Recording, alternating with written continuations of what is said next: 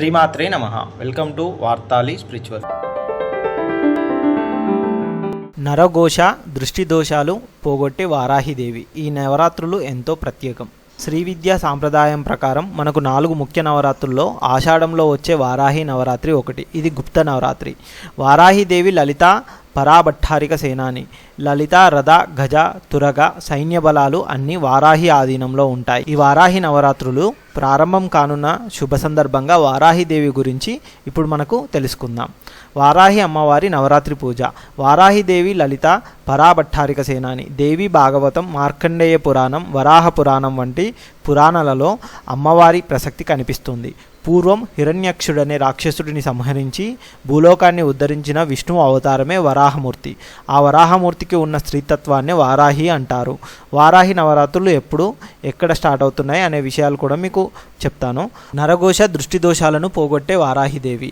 ఎవరైనా జీవితంలో విజయం పరంపరలు సాగిస్తూ ముందుకు తీసుకెళ్తున్నప్పుడు అసూయ పరుల దృష్టి దోషాలు తగలడం సహజం.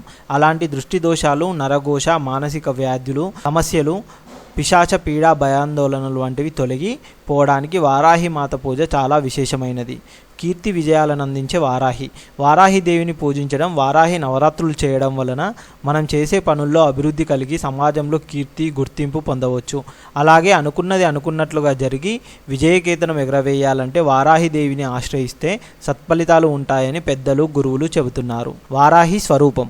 సప్తమాతృకలలో ఒకరైన వారాహి స్వరూపం ప్రత్యేకమైనది. వారాహి అనగా భూదేవి, ధాన్యలక్ష్మి. ఈ తల్లి తన చేతుల్లో నాగలి, రోకలి ధరించి ఉంటుంది. వీటిల్లోని ఆంతర్యం ఏమిటంటే, ఎలాగైతే రోకలి ధాన్యం నుంచి పొట్టును వేరు చేస్తుందో అలాగే ఈ తల్లి కూడా మన జన్మాంతరాల్లో చేసిన కర్మలను మన నుంచి వేరు చేస్తుంది. దుక్కి దున్నడానికి, భూమిని పదును పెట్టడానికి నాగలిని వాడినట్లుగా వారాహిదేవి కూడా మన బుద్ధిని సన్మార్గం వైపు వెళ్ళేలా ప్రేరణ చేస్తుంది. ఆషాఢంలో వారాహి ఆరాధన ప్రత్యేకం ఇందుకే. ప్రాణరక్షణిగా ఆజ్ఞాచక్రంలో నివసించే ఈ తల్లిని ఆషాఢంలో ఆరాధించడం వెనుక ఒక విశేషం ఉంది. వర్ష ఋతువు ఆరంభంలో వచ్చే ఆషాఢ మాసంలో రైతులు భూమిలో విత్తనాలు చల్లడానికి తయారవుతారు. దేశం ధాన్యంతో సుభిక్షంగా ఉండాలని ధాన్యలక్ష్మి స్వరూపమైన వారాహిని ప్రార్థన చేయడం జరుగుతుంది. ఉగ్రం కాదు, శాంతమూర్తి అమ్మవారు. వారాహిదేవి ఉగ్రంగా కనబడినప్పటికీ తన భక్తులను కంటికి రెప్పలా కాపాడే కన్నతల్లి. ఈ ఆషాఢంలో వారాహిదేవిని ఆరాధిస్తే జీవితంలో ఎదురయ్యే అడ్డంకులన్నీ తొలగిపోతాయని, శత్రుభయం ఉండదని, జ్ఞానం సిద్ధిస్తుందని, దృష్టి దోషాలు తొలగిపోతాయని, శత్రుపీడలు ఉండవని భక్తుల విశ్వాసం. శివుడి క్షేత్రపాలిక వారాహి.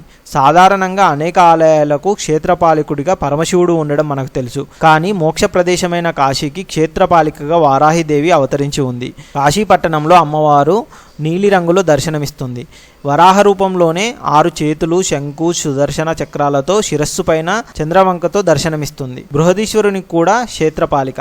కాశీకి మాత్రమే కాదు, తంజావూరులో బృహదీశ్వరుని ఆలయానికి కూడా వారాహిదేవియే క్షేత్రపాలిక.